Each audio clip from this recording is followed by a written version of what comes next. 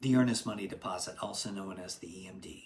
Now, when it comes to purchasing a home, the earnest money deposit plays a crucial role in demonstrating a buyer's commitment to the transaction.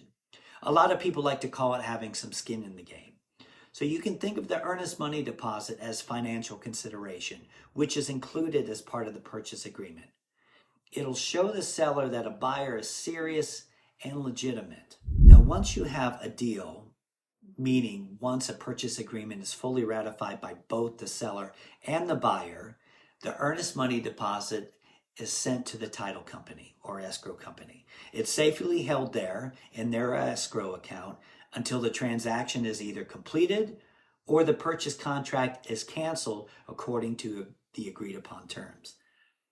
Now, the earnest money deposit is always negotiable in the amount. Of course, a $2 million home is likely to require a much larger deposit than compared to a $200,000 condo. But on average, I would venture to say that the normal EMD amount is $2,000 to $3,000 on average. And again, it's always negotiable. You just want to show that you're strong enough of a buyer and deposit an amount that you wouldn't just want to walk away. And that's what the seller's going to think and look at it. So if you only had $1 in the escrow account, it would be easy to walk away from that.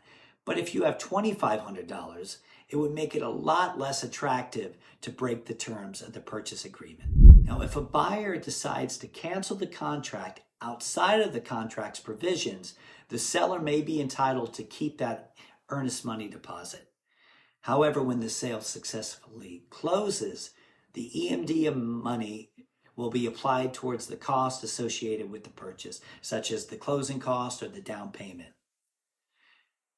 The standard purchase agreement calls for mediation in the event the buyer or the seller fail to perform to the terms of the agreement. It also states that the most money that could be sued for failing to perform would be the earnest money deposit. You can't typically sue for damages above that amount. Now, in my 20 years of real estate experience, I've only ended up in mediation once, and that was due to my buyer failing to perform. But it was a pretty easy experience. But by understanding the importance of the EMD, earnest money deposit, buyers can navigate the home buying process with confidence and ensure that their interests are protected. Now, if you have any further questions about the earnest money or any other aspects of the real estate transaction, please don't hesitate to reach out. I'm here to provide guidance as you need it. You can get me on my cell, 702-510-9625.